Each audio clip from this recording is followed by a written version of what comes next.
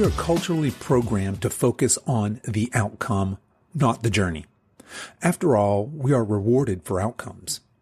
But this model applies poorly to health and fitness. When we focus primarily on losing weight or getting fit, we miss a huge component of creating sustainable, lifelong change, and that's the journey, as in how and why we create change. My guest today states that working is winning, implying that the magic is in the work, that the small steps you take towards a big goal matter in creating any meaningful change. Before we worry about what diet is best, should we do keto or intermittent fasting, or what exercise program we should follow, we need to understand the work ahead and to create and nurture the perseverance, patience, and intention that will allow us to move steadily on our journey. Along our journey, we'll need to construct systems and frameworks that will support our future selves and set us up for success.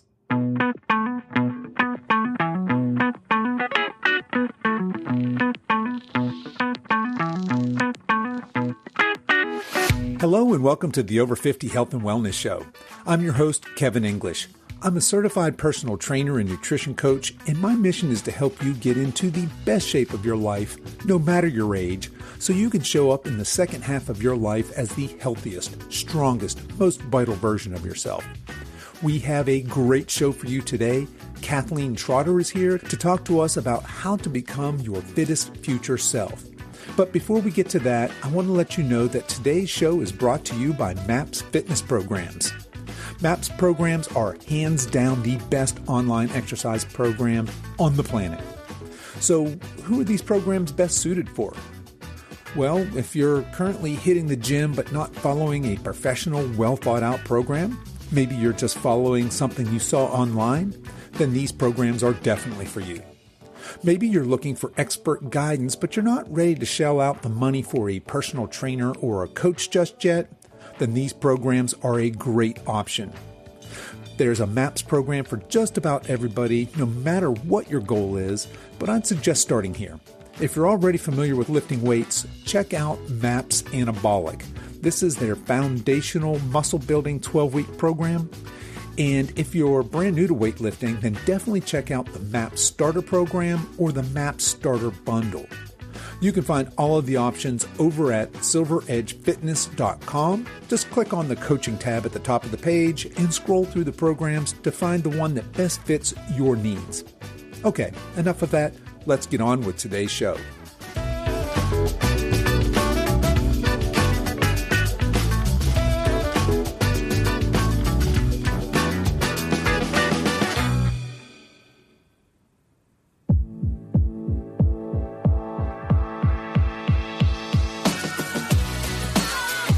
My guest today is Kathleen Trotter. Kathleen is a fitness expert, media personality, personal trainer, writer, and author of the books Finding Your Fit, A Compassionate Trainer's Guide to Making Fitness a Lifelong Habit, and Your Fittest Future Self, Making Choices Today for a Happier, Healthier, Fitter Future You. And as you'll soon hear, Kathleen is incredibly knowledgeable and passionate about helping people live their best lives. She believes that we should all live our lives by design, not by default, in order to become our best and fittest selves. But that's easier said than done. But not to fear, Kathleen is here to guide us on this journey. So without further ado, let's meet Kathleen. I started my life as very unfit human. My mom was a single mom. We moved around a lot. I'm 6 feet tall. And, now I love my height. But when I was younger, I was awkward. I was, taller than all the boys. I hated being in my own body. Like, I just really didn't feel comfortable in my own skin. I hated being active. I used to sneak food. There was a lot of shame around my body and who I was. I just didn't really like being me, I guess.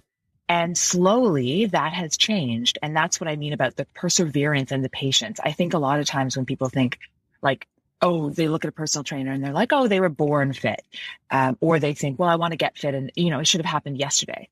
And it's a journey, it's a process. And it really is finding, the parts of the recipe that work for you and trying. And if it doesn't work, trying something else and just really, really keeping with the idea that working is winning, and you're not going to find the answer, tomorrow. You might find a part of the answer tomorrow, and then the next part the next day, right? So anyway, I want to tell a story about my mom because she is awesome. And she said to me when I was about, 16 or so, she said, listen, Kathleen, being active has to be a non-negotiable. And I'm really disturbed, or I'm scared for your future that you just, that you're not active. She's like, but I really appreciate that so far we've gone about it the wrong way. We've tried to make you fit the world of fitness, right? Like we've tried to fit a square peg into a round hole. And so she's like, so we have to figure out how this fitness thing can work for you. And she said, you don't tend to like to be around people your own age, which is why, she put me in baseball and swimming and dance and all this stuff. And I just felt so awkward. So she said, we're going to get you a membership to the YMCA. And the demographic of the Y is sort of over 40 and under 5. So not really people my direct age. She's like, you always have felt more comfortable with people who are older than you. And we're just going to get you going. And you're going to start by walking on the treadmill for 10 minutes. And that walking on the treadmill turned into walking for 20 minutes and then 30. And then I tried, some weight training. I tried some aerobics classes, and slowly I started to take so many aerobics classes that the Y was like, do you want to teach these classes? And so then I started teaching them. And then that led me to sort of decide to become a personal trainer. And then just slowly, like I always thought I was going to be a lawyer, and slowly it all just evolved. And, now instead of becoming a lawyer, I have a master's in exercise science, and I'm a life coach, and I do all this thing. But I guess my point is that it's a 20-year process for me to get where I am, with a lot of ups and downs. And mainly it's what my mom taught me, those 20 years ago, which is you have to find what works for you. It doesn't matter what works for your best friend or your favorite celebrity or your father or your mother or your kid or whatever. You got to thrive in your own lane, and you got to be patient, and you have to make the price of admission really small so that you can actually do it. Like make that on-ramp really easy, because it's so overwhelming if you say like, oh, I got to go to the gym for an hour. Or in my case, when I was a kid, like you have to do ballet. Like, oh my God, I take this young girl who felt so uncomfortable in her body. You put like a pink tutu thing on me. Oh my God, I just like ran screaming, almost wanting to vomit from that exercise. And then I hated exercise. Whereas when I was, told you can go to the Y and walk and you don't have to talk to anybody and you can just be in your own little bubble, it was great. I had some alone time. I felt, much more secure. It felt a little bit, I don't know if it was fun, but it definitely felt manageable. And then slowly but surely, my little drops in my health bucket kind of accumulated. And then I felt like a fitter version of Kathleen, but it was gradual. And I met myself where I was, or my mom helped me meet myself where I was. And she just sort of said, like, being active, it's a non-negotiable, but how you're active has to be up to you. And that sort of trip to the Y, that first day, it changed the trajectory of my entire life. I didn't know it was going to at the time. I always thought I'd be active and be a lawyer. And now that is just, actually my partner, James, he's a lawyer. So it's great. There's still a lawyer in the family, but it's not me. But I don't know. So I don't know. Does that help? Does that give you an idea of who I am? No, I think that gives us a great idea of who you are. I mean, I love that story. I love the story of your mom saying, hey, being active is non-negotiable. And I think you even mentioned in there somewhere, I think you used the phrase that working is winning. Yes, I love that. Yeah, absolutely. And you have this concept then that health and fitness is a journey. It's not a destination, and it takes that patience, that perseverance. And I love that you mentioned just that small on-ramp, right? These small steps. Mm-hmm. A lot of people miss that even tiny steps forward over time can result in fantastic results, right? So yeah, well, it's the only way to get to the big goal. Like, sometimes people hear me talk and they think, oh, well, Kathleen is not into big goals. And I'm like, no, that's not true at all. I love big goals. You want to run a marathon, you want to lose 20 pounds, you want to lose 100 pounds. That's all great. But none of those things are possible if you don't do the small baby steps, right? Because the baby steps are what accumulate. It's like that phrase, like the final coin is what makes you a millionaire, but all the coins that came, that final coin wouldn't matter without all the coins that came before it. I really like that idea of like, you have to break it down into manageable steps. You have to make it possible, because if you don't, you're just going to quit. And think about it, like that's how so many of us go with this health and wellness thing. We boom and we bust. We try to do everything. We get overwhelmed. We get injured. We get tired. It's exhausting. It's too much. It's not sustainable. And then we bust. And then we're like, nope, I'm not going to exercise. And then not only do you not exercise, you end up being like, well, if I'm not going to exercise, I might as well have those cookies or those cakes or those muffins or that alcohol, stay up late watching television, whatever it is. So it is a process, and it is a small baby steps, but not small as in quote unquote weak or lazy or unimportant. Like I think sometimes people hear those words like, oh, small steps. And they think, oh, well, Kathleen's being easy on me, or Kathleen's not going to get me to reach my goals because that's too simple, or that's, I'm not challenging myself enough. And my point is like, yes, challenge yourself, but challenge yourself to show up on a daily basis and try and work, because those small steps accumulated will create the goal that you want. But more importantly, or not more importantly, equally as importantly, it's this idea of having a mindset of an infinite game. I don't know if you are familiar with the work of James Carse, I think is his name. He wrote the book Finite versus Infinite Games. And basically the idea is that I think anyway, too many of us think of health and wellness as a finite game, right? It's like, well, I will lose 20 pounds, or I will get fit for my wedding, or whatever. And then once we reach that finite game, then then we stop, because it's like we've won. Finite games are games, like you play a game of chess or a game of basketball. It's like there's a clear winner, there's a loser, and then the game ends. And my message to everybody listening is this is an infinite game. So sure, have finite goals along the way. I'm all about that.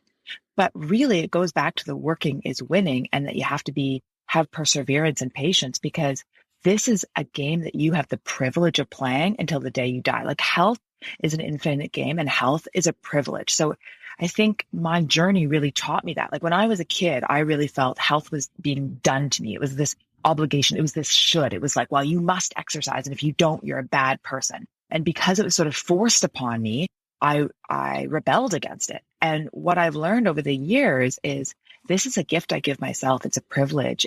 And it's something that I get to do for myself. And that doesn't mean it's always easy. And it doesn't mean I wake up every morning being like, yes, I get to work out. That's not what I mean. What I mean is when I wake up and I'm sort of like, oh, I don't want to do this, I think, no, this is something you're doing for you. And you will be happier if you move your body. Like the worse your mood, the more important the workout. The more lethargic you feel, the more important the workout. The angrier you feel, the more important the workout. Like your future self is always going to be happier if you move your body. And it is a mindset shift. Like it's not something being forced upon you. It's something that emboldens you. It's something that empowers you. It's something that energizes you. And it's something that you get to do. It's a huge problem of privilege. So I don't know. Does any of that land with you? Holy moly, that most certainly lands with me. Yes, that's beautifully spoken. And I want to pick a little bit of that apart before we move on, because there's a couple of things in there we can unpack.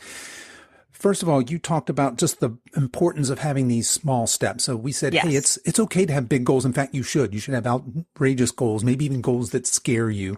Yes. But if you don't break those down into small, manageable chunks, how are you going to accomplish that? Yes. And we're recording this now right before New Year's, and this will release just after New Year's. But New Year's is a time when a lot of folks, let's face it, are going to make resolutions, and a lot of that's going to be health and fitness, right? A lot of people are going to go on diets. A lot of people are going to start an exercise routine. And we know from statistically speaking that the vast majority of those folks will not succeed. They'll quit rather alarmingly quickly. And I think what happens is a lot of times, to your point, they set this big goal. You know what? I'm going to lose all this weight, and I'm going to go on this big diet, but they don't break things down into these little steps. So they hit the gym 5 days a week, and they start this maybe keto diet or some drastic altering in the way they normally eat. And then lo and behold, 3, 4, maybe 6 weeks later, however long they last for that, they stop, they quit, and they process that oftentimes as a failure. Mm-hmm. And they process it as their own failure, right?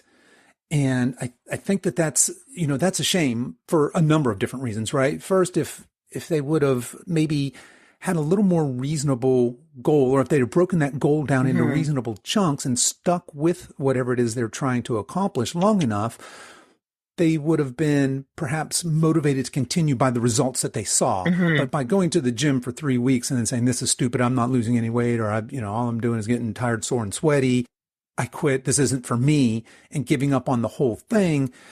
And then again, maybe potentially processing that as their failure. Oh, I could never do this. I just don't know why. I don't have the willpower, I'm not good enough, etc. And that kind of feeds into what you were saying then about that mindset shift, as opposed to perhaps starting this diet on New Year's Day or starting this new exercise program from a place of guilt or shame or self-loathing. What I hear you saying is there's this mindset shift required where we flip that script and we come from a place of self-love, right? And a self-acceptance of where we are today, and instead say, I get to exercise. I get to take care of myself. And maybe that self-dialogue changes from I'm not good enough or I'm shameful for the way I look or I act to, you know what? I love myself. I'm perfect. And because of that, I realize maybe I haven't taken the best care of my body, and I'm going to commit to do the things that are going to serve and honor my body moving forward. Does that kind of sound like what you're saying there? Yeah. So I think the two things that I'm going to reflect back to you that I heard you say that I think is really great is one, growth mindset. So the idea from Carol Dweck, her book Mindset, if people listening are sort of interested in this, that's an awesome book. And basically, it's just this idea that I don't know how to do things, quote, yet. And it's that you can learn and that every experience is data. And I do think that the whole fitness discourse is so about, like you're not good enough. You need to be a new you. And I'm always like, no, you want to be the same awesome you that you are, just like the version of you that exercises more and drinks more water and, cares about themselves a little bit more, respects their body. But that's done with this growth mindset. And that what's wonderful about having a growth mindset is that everything is a feedback loop. So in my book, I call it the Kathleen cycle. So you act, and then you analyze the action, and then you implement that information. So, let's say you say to yourself, oh my God, I'm not going to eat after dinner. No more junk food after dinner. And then you end up having some junk food after dinner. Okay. So then you can say to yourself, okay, so I did something that I don't think serves my future self, and it was against, my goals. Why did I do that? And that's that analysis part. So was it that I brought food into my house that I say to myself, like, I never bring food into my house that I don't want me or somebody that I love to eat, because you think when you're in the grocery store, like, oh yeah, I'm going to be able to resist that. And then you bring it to the house and you can't, you're exhausted. It's 11 o'clock at night, whatever. So was it that? Or maybe was it that you should have gone to bed at like 9 o'clock and you were exhausted and then you ended up eating the food? Or was it that you've structured your day that you have no sort of fun or time for yourself during your day? So then at 11 o'clock, you're not like, I deserve this time to myself. I'm hard done by, right? So maybe what needs to happen so you don't binge at 11 o'clock at night is that you need to have a 20-minute walk in the middle of the afternoon where you have some time for yourself. Or maybe it's just that you didn't have a very good dinner and you were still hungry and you didn't have enough quality like fats and protein at dinner to be satisfied. I don't know what it was, but what's wonderful about this growth mindset is that you don't say to yourself like, oh, I'm a terrible person, I never reach my goals. What you say to yourself is, okay, interesting. Let me learn and let me analyze and then let me implement. So if you decide you just should not have that food in the house, then you don't buy it in the house. Like you don't bring it into the house. Or if you think, okay, I was really sad or I was really angry, then maybe you decide that you have somebody that you can phone, that you can talk to. Like maybe it would have been more useful to have a conversation with somebody. So what I heard definitely from you is that mindset of switching this from a shame-based, I'm bad or I'm good, to what can I learn from this situation? And especially when you go into it with this infinite mindset, you're like, yeah, I have, many more years of this health journey. So, I want to be dealing with my relationship to my food and my body differently in 5 years and 10 years and 15 years. So let's learn and figure it out. I often tell my clients to think about like one of your kids brought home like a bad math grade, right? You wouldn't say to that kid like, wow, you're a loser. You're terrible at math. You're always going to fail at math, right? You would say, okay, interesting. So you got a bad grade. Are you being bullied? Do we need a tutor? Are you exhausted from all your extracurriculars that you can't spend time on math? Is the class too easy? So you're not being challenged. So you're not pushing yourself, right? And that's the difference between shame and guilt. Shame is connecting the experience and the choice to you as a person, to your identity. And guilt is saying, I don't like the behavior. And so with the growth mindset, you say, let's identify the behavior that I'm not proud of, the behavior that's not serving my current and future me. But let go of the shame. And let's address how can I, set myself up for success better. So that was, I think, the first thing that you were talking about is mindset. But within that, I also think it's really important to appreciate that we have ebbs and flows of motivation. So if you think about motivation almost like akin to an emotion, right? It comes and it goes. And I think the problem is that as humans, we think how we feel in one moment is how we're always going to feel. So we go back to you said about January 1st, right? So New Year comes and everyone's like, I'm so motivated. I'm going to get fit. This is going to be amazing. The problem is you feel motivated now, which is great, but you're not going to feel motivated at 5:30 in the morning when your alarm goes off and, in 2 months when it's cold and it's disgusting, or, you're not necessarily going to feel motivated after work. You've had a long day. You're mad at your boss, whatever it is. And that's fine. I guess what I'm saying is, like, don't have shame that you don't always feel motivated. Like, I don't always feel motivated, but I still do my exercise. And the key is to have systems that set your future self up for success. So really, it's about recognizing that you are human. And as being human, you are going to ebb and flow in your emotions. You are going to ebb and flow in your motivation. You are some days going to be more tired than others. Some days you're going to be more angry than others. Some days you're going to be more sad. Like, whatever it is, you're not always going to feel the way you feel in this moment. And the brain has this cognitive distortion called present bias. And basically what that means is the brain thinks however you feel is how you're always going to feel. So it feels like January 1st, I'm really hyped up. I'm going to get fit. I just listened to this podcast with Kathleen. And like, she said, like, you got to be your fit future self. That's who I'm going to be, right? You feel really motivated. Okay, fantastic. But as you're feeling really motivated, you say to yourself, in a week, in 2 weeks, in a month, I'm not going to feel like this.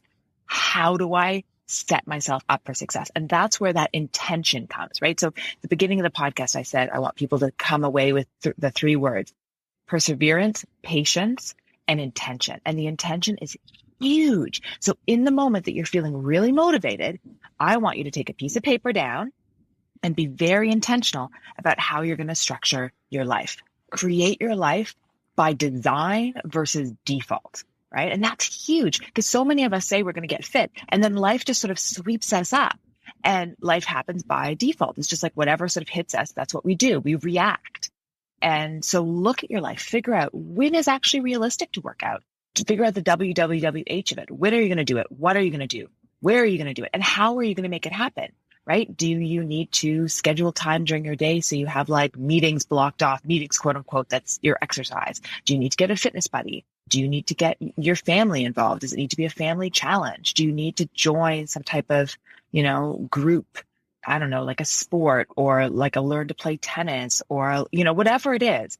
But really be honest, like radically honest with yourself, and just sort of say, I am a human, and that doesn't make me bad or good. But as a human, I'm not a robot. And if I'm not a robot, I'm not just going to magically do all the things I quote unquote should do. So I have to find ways to make it happen. Like, do you have a way that you sort of make yourself work out? Not motivation wise, but like, do you have a fitness buddy, or do you schedule things into your calendar, or how do you make your workouts happen? Yeah, so I very much have a system, and I have set times when I go. I'm also a coach, so I'm in and out of the gym quite a bit. But absolutely, I'm with you 100%. And it's the same for my eating. It's the same for my sleep. And I guard these systems very, very carefully. Yes, guard. That's a great word. Yes. Intentionally guarding your systems, because it's so easy for people in your life to be like, oh, I know you work out in this moment, but like you could stop 15 minutes early and we could do this or whatever. And it's easy, especially if you're what Gretchen Rubin would call like an obliger, where you tend to want to do things for others and have those external motivators. It's hard to guard your time, but it's important to remind yourself that you are going to be a stronger, better, fitter, more energized version of you if you do the things that allow you to grow into that fit version of you. And I love that. And I'm a big proponent of what you're talking about right now, which is basically self-love and self-care. And if you don't mind, if you could expound upon that a little bit, especially, I don't want to sound sexist here, but a lot of the women in my age bracket kind of came up in this culture where they're caregivers. They're constantly giving attention to others. And many of them haven't taken the time for themselves. And maybe it's because, culturally they're sort of taught that it would be selfish for them to to guard their systems of self-care for themselves. Somebody listening to this, if that's resonating with them and saying, well, yeah, that kind of sounds like me. What advice would you have for that person? Why is it important? Because you touched on it there. It's important to practice self-care because you're going to show up as the best version of yourself for others, right? Talk a little bit about that. Oh, I'd love to. I mean, I agree with you. I have so many of my clients that find this really hard, and they have people, either elderly parents or younger kids, or just even at work, they find it very hard to set boundaries because they are obligers. They are, they want to do things for others. They feel good doing things for others. I think the first thing I often say to my clients is just to remember that self-care is not selfish.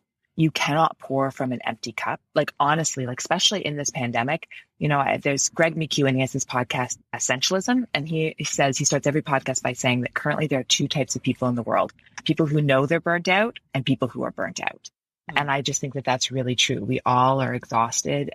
And so this is, the self-care, the importance of self-care has always been important, but I think it's particularly important now because we're all worried and, going through this roller coaster of life and taking care of a lot of people in our lives. And I have been burnt out, and I've seen lots of people who are burnt out, and it doesn't help them be healthy and alive and vibrant, but it also doesn't help anybody in their life because they're more irritable, they're exhausted, they start forgetting things and making like little stupid mistakes. And then, you let that continue for too long, and then burnout actually is like, you don't want to get out of bed, and it's just long-term not good for your family life or your work life. But I think what's interesting about self-care is that I think we often think about self-care as, like, well, I have a bath, or I read a book, or I put on some face cream. And like, not that that's wrong. Like, those can be options of self-care. But I think what's interesting about self-care is that it's so much larger than that. Self-care is how we talk to ourselves. It's how we feed ourselves. It's the amount of sleep that we guard and fight for. It doesn't always feel like easy or kind in the moment. Like, sometimes going for a big run, it's hard in the moment, but that is self-care, right? Or going to a boxing class or whatever it is. And I think that it's interesting. So Kristen Neff has this idea of two types of self-compassion. And in my brain, self-compassion is connected to self-care because that's how we talk to ourselves. And I really think that so many of us, one of the things that we do that's the most damaging to our self-care and our self-love is that we have this evil roommate in our head. And, we talk to ourselves in ways that if our husbands or our wives or our kids talk to ourselves like that, like, we would just be so angry at them, like, get out of our lives. Like, that is not okay. But for some reason, we feel like it's okay to be belittling and rude to ourselves and just mean. So I'm a big believer in understanding self-compassion and self-talk as a form of self-care.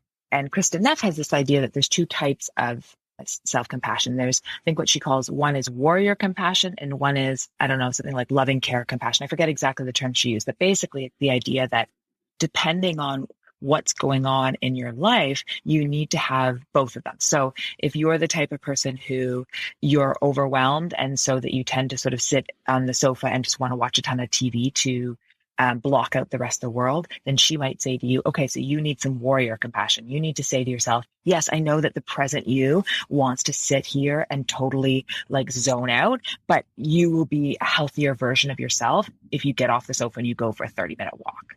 Whereas there'll be some people where, if you're an athlete or somebody who's been really conditioned to go and do those hard runs or go to CrossFit or whatever, and you're burnt out, but your body is also physically exhausted from intense workouts, she would say, well, then you might be the person who has to say to yourself, you know what, you need to have a bath. And that's that sort of like soothing, loving, calming compassion. So again, I think we go back to that, almost that idea of like radical truth with yourself, and sort of just really sitting down and sort of saying, like, what do I need versus what do I want? Maybe that's the biggest thing with self-care, is being honest enough with yourself to know, like, what is it that I need versus what I want? And if you are an obliger, and if you're sort of addicted to always saying yes to people, if you get, a lot of self-confidence from being the person who can take on everything, you have to say to yourself, like, well, how good am I going to be to anybody if I'm dead from being, exhausted? And then so you have to say, okay, well, what I need versus what I want is to step back.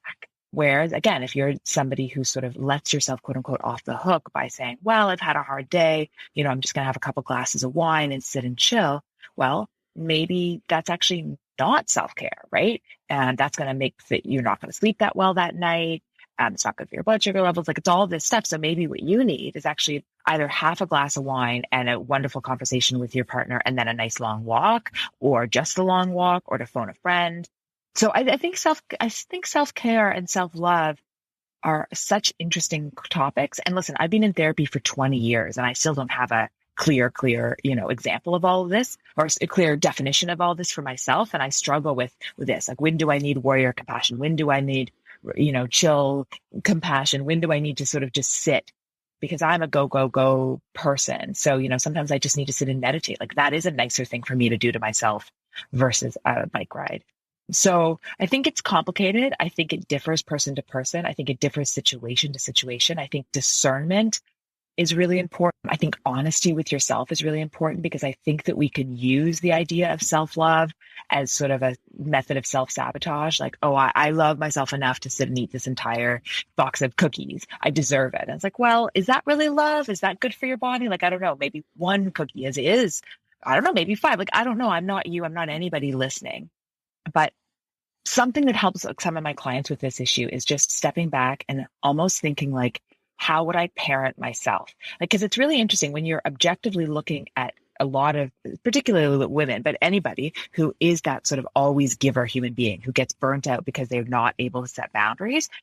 They are very good at doing the things that they need to parent a child, or even parent like a loved one. Like if they have an elderly parent, they'll go, oh, like, what's a good example? I'll say to my clients, well, what happened when your child got hangry at the grocery store? They'll be like, oh, well, I had my little thing of almonds or little food for them and I gave it to them and they felt better. And I'm like, okay, so then you have the skill to, when you're out and about, have a snack so you don't, quote unquote, have to go buy a chocolate bar. But for some reason, for yourself, did you not think you were like worthy of that snack? Or do you like, what's the, so people have these skills. They can set boundaries for their kids. They can block off time for their kid to go to ballet or soccer or whatever. Like, so it's not a lack of skill, right? They can, as I said, they can have the snacks all ready for their kids in the grocery store. They look at a calendar and say, okay, my child needs to be active. So they're going to do this sport Monday, Wednesday, Friday, and they need to sleep enough hours. So they're going to get to bed by 9:00. And so everybody that I train has the skill to give that self-care and the intention setting and the perseverance and the patience for the other people in their lives. They just haven't quite figured out how to give it to themselves. So I think that is almost more of the bigger question, like, what is stopping you from saying, okay, I am worthy of these skills? And what are you getting from not setting boundaries? Like, what is the thing, if you're the person who never ever set boundaries and is always doing everything for everybody else? Yeah, it's making you burned out, but what are you getting? Well, maybe you're getting a sense of self-worth. Okay, so then how do you get a sense of self-worth from some other thing? So I don't know. As I said, I'm a big believer in therapy. So maybe this is something, for people to talk to a therapist about, or just even journal with themselves about how are they living their lives? How do they want to live their lives? And what is the sort of steps that's needed between the current version of themselves and then the version of themselves that can now set some boundaries and go for a walk and have some hot tea and just feel like they're living slightly more by design versus default. Absolutely. And I love the way this conversation has started here. We were, I talk a lot about nutrition. I'm a nutrition nerd. I love to talk about nutrition and exercise. These are things I'm very, very passionate about. Certainly recovery. And in there, I'll lump in, stress and managing sleep, et cetera. But really all of that comes after what we're talking about here, right? And that's these very basic emotional, psychological, foundational mindset things, right? So yeah. So I'm going to jump in. So hold your thought for a second, because I am curious where you're going with that. But I just want to say what's interesting to me is I don't think anything comes after or before. I think it's this really interesting, like chicken and the egg. And I think that because so often we decide, okay, well, this is number one and then this is number two, and we have to get A and then it goes to two, it's like, and what's fascinating about mindset is that feedback loop. So if you have, you never have a perfect mindset and then you start working out, right? Like that's not how it happens. When I started 20 years ago, I walked for 10 minutes, which gave me a little bit of self-confidence, which then fed me thinking about what I could do next. So it's this wonderful domino, but it cycles back on each other. So you have to be working on all of it in an interconnected way. So you think about your mindset, you talk to yourself slightly nicer, you get to go out for a 5-minute walk, and then you say, oh, I did a 5-minute walk. Okay. So maybe I am capable of doing this. And then that gets you have to slightly better internal mindset. And then maybe that gets you for a 10-minute walk. And then you think, okay, well then I could do, some weight training. So I don't want people to think, well, I have to do, 10 years of therapy before I can start exercise. And I also don't want anybody to think, well, I have to have a perfect mindset before I can start exercise, because what's cool about exercise or eating well or any act that you do is you can then use that action to create the mindset, because you're creating in every act that you do, you're creating a new version of who you are. Like James Clear has this idea of every choice you make is a vote for the person that you want to become. So what's cool is that every vote you take makes you feel more confident in that you are becoming that person. So I don't want you to think, well, I have to get the perfect mindset and then I do the exercise and then I do the exercise will make me fitter. Like, it's like, no, start to think about your mindset and then have a glass of water while you're listening to this podcast. Then having the glass of water, not only will the hydration do positive things to your physiology, but drinking the glass of water, you'll start to think, oh, interesting. I'm the type of person who drinks water. And then maybe you think, okay, well, there's maybe 20 more minutes on this podcast. I'm going to go for a walk and listen to Kathleen and Kevin talk, right? And then it's like, oh, okay, well, interesting. I'm going for a walk. Maybe I'm the type of person who goes for a walk. And then that feeds back into, you talk a little bit nicer to yourself. You also enjoy the walk. So then the next time somebody says to you, will you do these 5 pieces of work? And you think, well, actually, I could probably delegate those 4 pieces and keep one of them for myself. So instead of doing those 4, I'm going to go for another little walk. So it all feeds into each other. It's like this huge soup, and it's mindset, nutrition, exercise. It's not like they're not 3 separate tracks, and you don't have to get one before you get the other. It's all just you. And again, we go back to that. It's an infinite process, right? So, I get my mindset a little bit better. I work out a little bit more. I work out a little bit more. My mindset dials in a little bit, And if you are thinking like my mindset's terrible, then maybe what you need to do is say, okay, well, I'm not going to care about my mindset for a couple of weeks, but what I am going to do is make myself work out and keep a journal of how I feel after I work out. Like, physiologically, what does the workout do? And then if you see for 2 weeks that, oh, I always feel slightly better after I work out, well, then when your mindset's poor and you don't want to work out, you're like, ugh, then you can think, well, no, the data shows me that I actually feel better when I work out. So I can flip my mood by working out, right? So, and same thing with food. If when you eat a healthy meal and you feel really good, take a moment and say like, oh, don't I feel awesome when I just ate those vegetables? And then the next time you want to eat a bunch of crap, you can think, well, no, I actually feel better when I eat vegetables. Like, it's all interconnected. It is. It's interconnected. Absolutely. And to your point, it all feeds off each other. So I find that everybody is familiar with the downward spiral, right? Well, yes. Let myself go here, and well, why not let myself go here? And we're in this downward spiral. Yes. But we can spiral shame snowball. upwards. Oh, yes. Absolutely. But we can spiral up. And that's something, I think that might have been Julia Olson on this podcast a while back had used that term of spiraling upwards. I love it. Trending in the right direction. Absolutely love it. And to me, I have this concept of a motivation cycle, right? And it could be a mindset cycle, the same sort of thing. But you have this, we were talking about earlier, the person who's gung ho and ready to hit it on New Year's Day. Then they go out, they do that work, and that work was hard. It was difficult. They are changing behavior, which is never easy. They've got ingrained behavior that in my age demographic, the folks over 50, they've done all their lives potentially. And that hard work results in some motivation loss, and some like, wow, that was kind of difficult, but they dig deep and they get through it. And then that actually feeds into that reward system you were talking about. Yes. Wow, I did something difficult. I did something I didn't think I could do. I challenged myself and I rose to it. And that kind of refills that motivation bucket, if you will.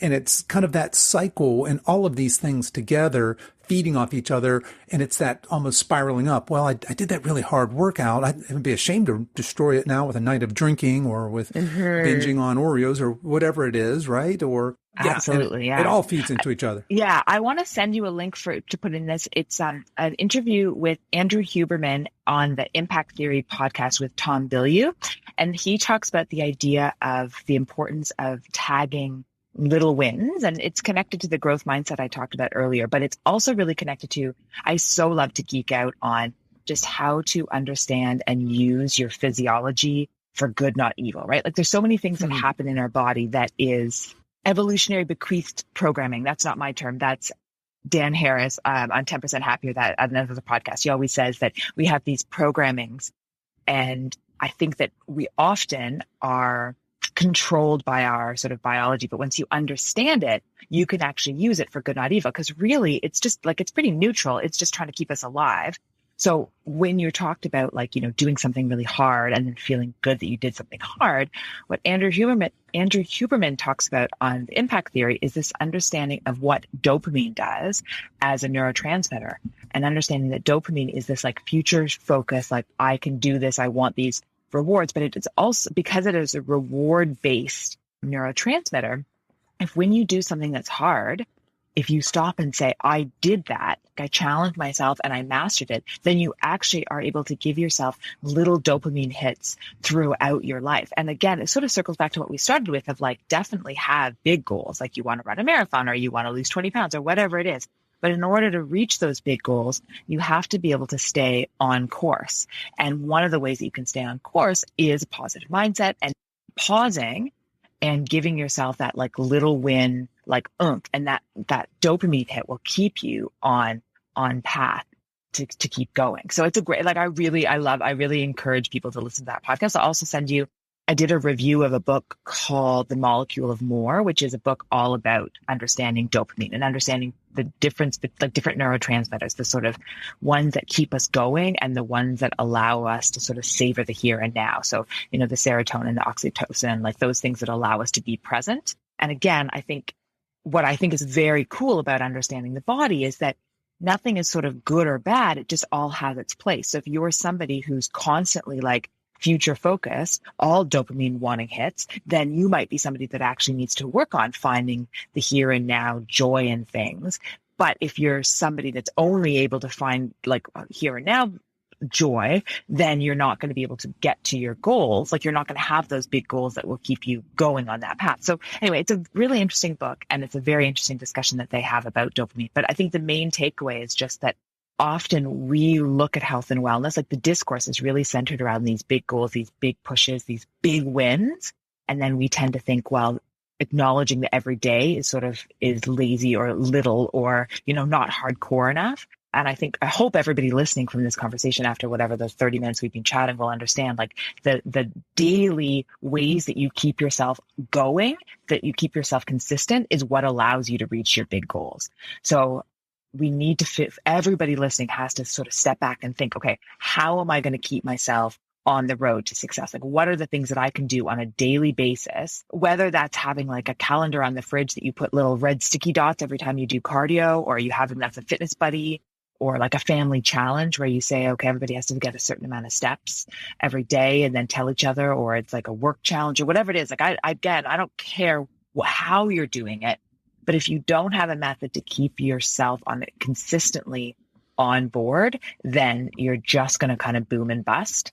And that's unbelievably depressing and not good for the body. It's not good for the mindset. It's not good for anything, but it's just mostly just sort of feels overwhelming and relentless and just like crappy. It does. And that goes back to that. We have to set up these frameworks and we have to start changing our mindset that we're creating these new healthy self-love habits that we're actually weaving into the fabric of our life, because these aren't things we're doing until we lose our 20 pounds or until X, fill in the blank. These are things that we're making these permanent lifestyle healthy changes. We're changing our relationship to ourselves, to our bodies, to food, to all of this. And that's a big task, right? That's a lot different than, hey, I can help you lose 20 pounds in, 3 months and put you on a crash diet. Those are two completely different things. And that goes all the way back to what you said at the very beginning. It's going to take, what did you say? Perseverance and patience. And the intention, And right? intention, yeah. And intention. Well, and I love, you just said habits. And I think this, again, is sort of an interesting topic because I think people think, like, what's cool about habits is that they are fairly unconscious, right? Like once you're doing something habitually, then you don't think about it too much. You just sort of do it. You just brush your teeth without thinking. Once you've learned how to drive, it's sort of, there's a lot of automaticity to it. But again, we go back to perseverance and patience. Habits don't just miraculously happen. I mean, a lot of bad habits just happen unconsciously, and then you pick them up and then they are just in the fabric of your life. But if you want to intentionally create a positive habit, you have to, before it will become automatic, it has to be intentional. And that takes a lot of effort. And that's a very cool thing to appreciate, that although habits are the sort of, what do they say? Like habits are your destiny. But in order to create a habit, you need to intentionally do something for a certain amount of time, right? So it's that learning curve of what are the four ways that you learn. It's like, first, you're unconsciously incompetent. So like you're doing something wrong that you don't even know about. And you're like swiping almonds off of your coworker's desk every time you walk by and you don't even think about it. You're just doing it. Right. And then you become consciously incompetent. So you're like, oh, you're conscious that you're doing the grabbing. Right. But you're not quite sure how to change that. Or let's say, or it could be something about your physical body, like you're sitting, your posture, right? So at first you have back pain, you don't really know why. And you're unconsciously sitting sort of improperly. And then you realize, okay, consciously I realize what I'm doing that's wrong. Then the next phase is consciously competent. So like you can do the sort of healthier habit if you think about it. So you can sit up with better posture if you think about it, or you can not take the almonds off of your friend's desk if you're intentionally doing it.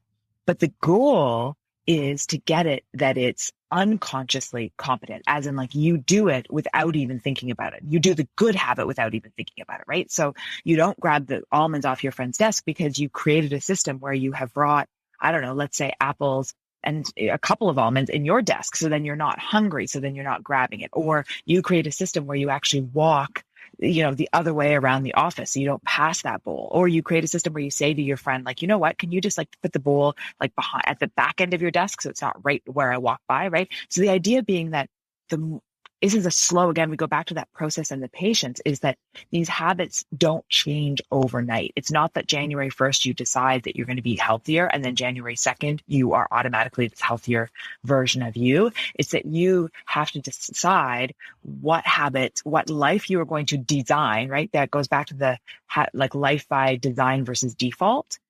And then once you decide what life you want to design, you have to appreciate that it's going to take time to set up the systems that are intentional at first, and then allow for these healthier habits. So then it becomes sort of easier because it is unconscious. It does just sort of happen. But, again, it takes time, and it just takes patience, and it takes that growth mindset process when you fall back into your old habits, because your old habits are ingrained in you for the last, 10, 20, 30, 40, 50 years. So the grooves in that sort of record player are really deep. In order to make new grooves, that's going to take a lot of work. So don't beat yourself up when you fall back into your old habits. Don't shame yourself, but acknowledge it. And then how do you learn from it? And how do you get back to your newer habits? Because you just have to do that new habit enough that it becomes the easiest pathway.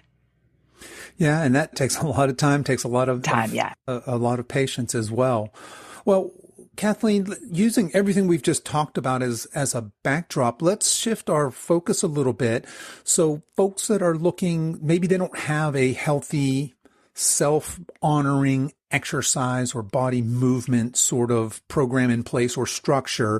Mm-hmm. What would be some practical tips for a person who's looking to get into fitness? There's a lot of things people can do, and there's no shortage of ideas of what people should do. Mm-hmm. What are some broad general tips for somebody to get started on this journey of creating a healthy exercise habit? Yeah.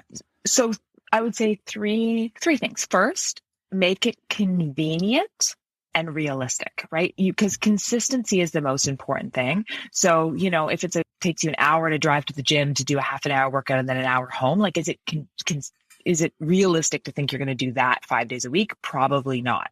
So it honestly, the quote unquote best workouts, the benefits from the best workouts are moot if you can't actually make yourself do that quote best workout. So really think about what you are able to do consistently. What is convenient enough that you can do it consistently? And what is realistic for your body, right? So not your body of 20 years ago, not your body of 30 years ago, you now, meet yourself where you are, knowing that you can always progress your fitness. So it's not that if you start with 20 minutes of exercise, you have to stay with 20 minutes of a walk. You can tweak it. But if you don't start, you'll have nothing to tweak. So I think the first one is just figure out what you can do that's convenient, that's realistic, so that you can be consistent. And the tagline I use with my clients is, you do not have to be great to start, but you do have to start to get great. So you want to you want to build something, and you can always tweak it. So again, I'm not saying you can never run the marathon, but I'm saying is if you've never run, or if you haven't run for 20 years, it's probably not realistic to say, I'm going to start to go out and run 10K every day, right? So start with, 3 minutes of walking and 1 minute of jogging, and then build from there. And so that would be the first thing. The second thing is, when possible, make it fun, or at least not terrible, right? Nobody can make themselves do something that they absolutely hate on a consistent basis. And that doesn't mean never do things that, you don't like, or never do things that are hard. That's not what I'm saying, but I am saying that it has to be something that has meaning to you. So I'll give you a couple of examples. My dad, he's amazing. He plays hockey 4 days a week. and he loves to garden. He's 75 and he doesn't love to do his sort of like balance, core, ankle strengthening stuff, but he makes himself do that stuff because that is what allows him to play hockey, right? So he has the things he loves, which is hockey and gardening. And then he has the things that he sort of makes himself do to allow him to do what he loves. I would be the similar. I love to run, like love to run. But about 5 years ago, I had a pretty bad hip injury. So I have a whole bunch of like physio exercises that are kind of boring, but I got to do them every day. And whenever I want to skip them, I say, Kathleen, if you want to be able to run for the rest of your life, injury, pain free, you have to do these exercises. So I don't make myself swim every day, for example, because I don't love swimming. Now, I like swimming, and in my 20s, I did Ironmans, and so I did do swimming. But in my current version of me, I could say to myself, you can swim twice a month, and that might be realistic. But if I said to myself, every single day, you got to go down to the U of T pool. U of T is the university near us, has a really beautiful pool, and swim, I'd be like, well, I'm just not going to do it. So that's where finding something that both is convenient and realistic, but also that you actually enjoy is very important. So if you're somebody who loves playing a sport, like my partner, James, he loves golfing, he loves tennis. And so those are things he adores. And then he has his sort of strength exercises and he does a lot of standing yoga in the middle of the day because that is what allows him to keep doing the things that he loves. And that's really motivating. So so find things that you don't despise. Or at least if you are going to do something you despise, do it, only a couple times a month. And then the most consistent things need to be things you like. Like maybe you go for walks and you listen to podcasts, or you join a sports team, or you at least get a fitness buddy. So if it's a fitness class that you find hard, at least you're there with a person that you like, right? I used to go with my girlfriend, Jen, and we used to go on these things that we called fit ventures. So each week we would try a different workout, like a different fitness class, but we'd go together. So even if we hated the class, at least we'd be like, have some friend time. So I think that's very, very important. And then the third thing would just be find a way to track what you're doing and tracking your progress. As I said, like you can have a calendar on the fridge where you put little red dots every time you do cardio, or you could have an Excel spreadsheet, or you can use, an app or whatever. But you want to be accountable to somebody or something, because it's really easy to say, I'm going to work out 5 days a week and then do it. But if you're tracking it, like what's that business adage, like what gets measured gets managed. So, I know. I remembered what I was going to say. You got to ditch perfectionism. That's the biggest thing, is something is always better than nothing. I think that so many of us, we think like, well, if I can't do a full hour-long workout, it's not worth it. Or if I can't do my full yoga class, I can't go for my full run. 10 minutes is always better than 0 minutes. 20 minutes is better than 10 minutes. If you do 20 minutes a day, like think every single day for a week, that's a lot of extra minutes, right? Even 10 minutes a day is 70 minutes a week, which is better than 0. So, you have to, again, you don't have to be great to start, but you do have to start to get great. So just small bits of movement adds up. And if you can't fit in an hour workout, no problem. Do, 10-minute walk before work, a 10-minute walk at lunch. Maybe you do some like squats and lunges while you go to the dog park with your dog, or as you're watching your kid play soccer or whatever. But all movement adds up, and all movement is important. And we get in our own way with this sort of perfectionist mindset, and done is better than perfect. I love that. Yeah. Done is in fact better than perfect. Okay. Well, Kathleen, obviously you've accomplished a lot. We can tell that you're passionate about this subject. What's next for you? What's on the horizon? Well, I'm doing these group coaching courses online, because I do a lot of one-on-one stuff, which I love, but it doesn't allow me to reach sort of a wider audience. So I do these groups, sort of 10 to 20 people on Zoom, which is fantastic. And we use my books. I have my 2 books, Finding Your Fit and Your Fittest Future Self. We use them as sort of textbooks for the course, and it's a 5-week course. So I'm actually really enjoying doing that. I'm loving right now. I'm going into the meeting I have to go to after this is I'm doing a redesign of my website, which is very cool. I'm not overly technical, so it's fun to watch people who are passionate about their skill, technology and websites, sort of, bring their skill to the table. I love listening and working with passionate people, especially if it's not a passion that I have. That's very cool. I have an idea for a 3rd book, so I'm thinking about that. We have a 2-year-old puppy, so I'm constantly looking for fun new places to take the dog.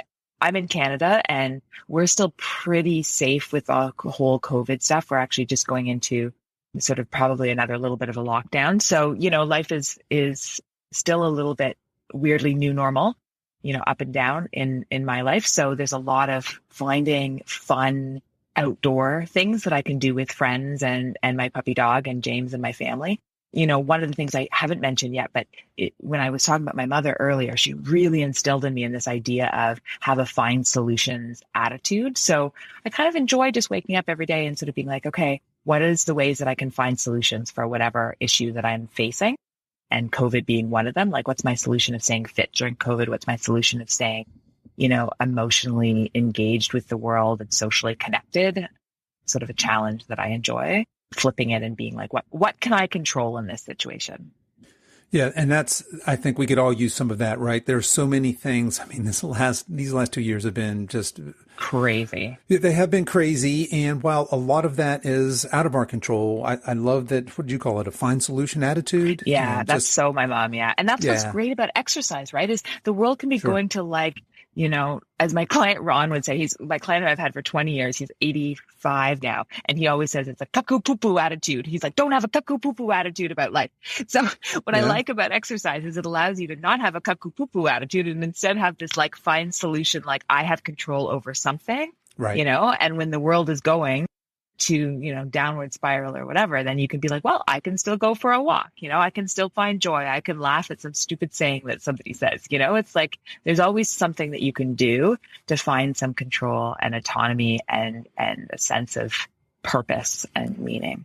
Sure. And if we focus there as opposed to on the things that we can't control, I think we'll all have better mental and emotional health as well. Yeah. Well, Kathleen, how can people connect with you? What's the best way for folks to get in touch with you?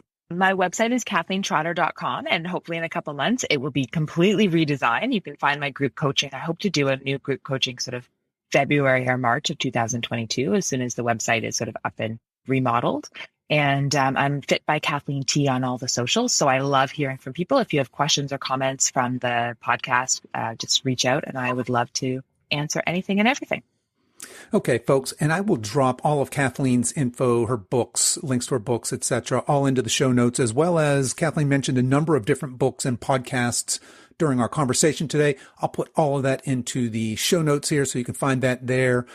Kathleen, I want to thank you so much for coming on the show today and sharing your passion and your wisdom with us. And I certainly wish you all the best in all your future endeavors. It was my pleasure. You seem to be extremely passionate and wise as well. So it was a wonderful conversation. Well, thank you.